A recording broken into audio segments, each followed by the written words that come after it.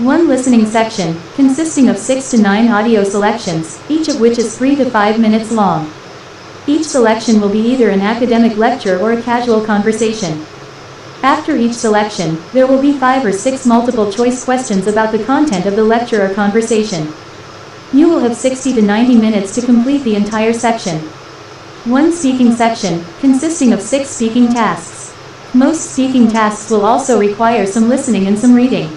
Each task will ask you to speak for 45 or 60 seconds, depending on the task, and you will have 20 minutes to complete the entire section.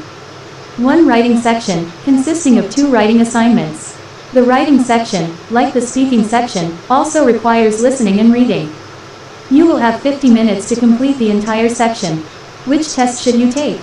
As you may know, there are 2 versions of the TOEFL, the paper-delivered test PDT and the internet-based test IBT. Most students will take the internet-based test, which is offered more than 50 times a year at centers that have internet access. However, some centers do not have internet access. Therefore, a paper version is offered 4 times a year. Because they are administered less frequently, paper-based tests tend to fill up very quickly. Also, the paper-based test is not available at all centers.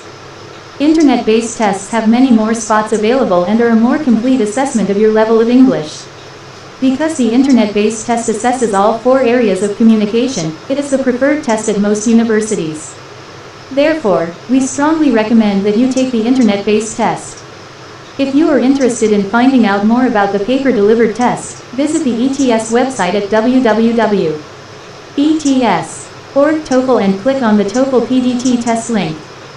If you do not have internet access, you can call ETS at 1-877-863-3546 or 1-609